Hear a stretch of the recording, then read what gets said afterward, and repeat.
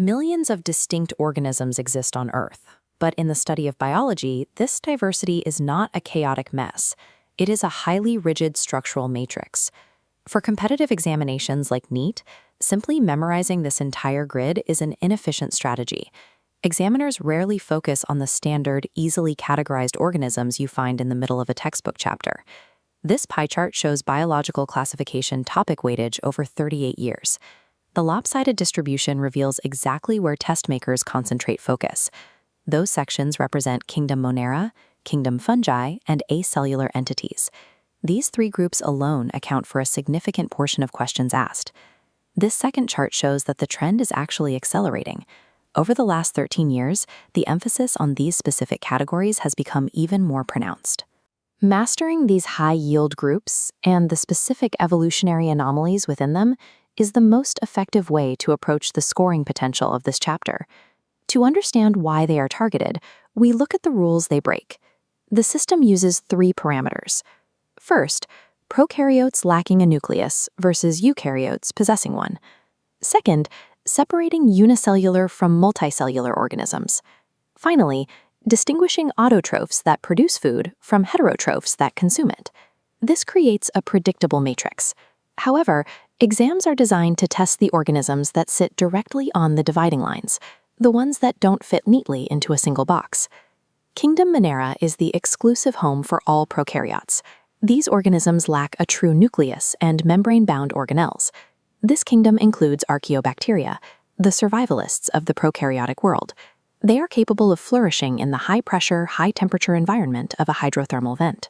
This group includes halophiles, which live in extreme salinity, and methanogens, which thrive in oxygen-free environments. These methanogens are a frequent exam topic because of their real-world utility. They are found in the guts of ruminant animals and are the biological drivers used in this type of biogas production plant. But the most significant monoran anomaly targeted by examiners is mycoplasma. Mycoplasma are the smallest known living cells. Their primary structural outlier is that they completely lack a cell wall. They also possess a secondary survival trait, the ability to live entirely without oxygen.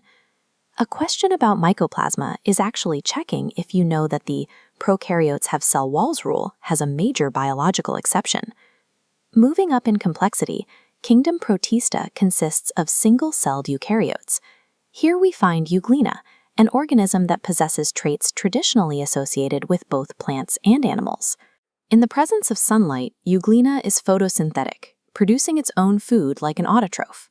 When light is absent, it switches to a heterotrophic mode, consuming surrounding nutrients. This dual capacity is formally defined as mixotrophic nutrition. Another protist anomaly often found on exams is the diatom. Diatoms construct overlapping shells made of silica. These shells are nearly indestructible, and over time accumulate on the ocean floor to form diatomaceous earth. This highlights the nature of Protista.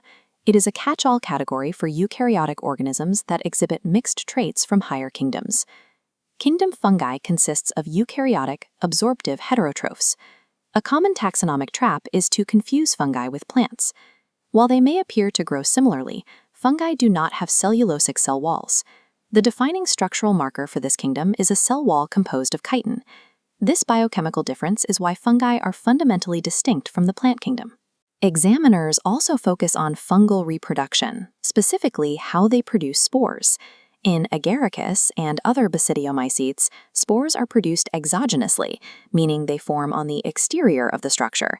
This is contrasted with ascomycetes, where spores are produced endogenously, or inside a sac-like structure. Success in classifying fungi depends on prioritizing these biochemical and reproductive markers over superficial visual traits. Finally, we reach the acellular agents. These are high-yield topics because they exist entirely outside Whitaker's five-kingdom system. Viruses are excluded from the kingdoms because they are obligate parasites that lack their own independent metabolic machinery. Their structure consists of genetic material protected by a protein coat called a capsid. A fixed rule for all viruses is that they contain either DNA or RNA, but never both. An even smaller outlier is the viroid. We can define a viroid by stripping away the protein coat of a virus. What remains is a strand of free RNA with a low molecular weight. This total absence of a protein coat is the specific marker examiners use to identify this group.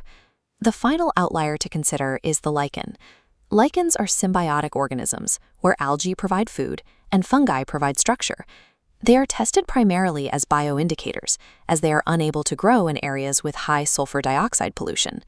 These acellular agents and symbiotic pairs are tested heavily because they represent the extreme edges of what we consider living organisms. If we return to the five-kingdom matrix, we can see that the high-yield topics all exist at the boundaries. At the edge of Monera is mycoplasma, which breaks the cell wall rule. In Protista, Euglena bridges the gap between kingdoms through mixotrophy, and outside the borders entirely are the acellular agents, defying the system altogether. Competitive intuition in biology is not about memorizing the centers of these categories. It is about mapping these exact boundary lines. When you identify an anomaly on an exam, you are essentially identifying the specific biological rule it breaks. Using this logic makes the complexity of biological classification much easier to navigate.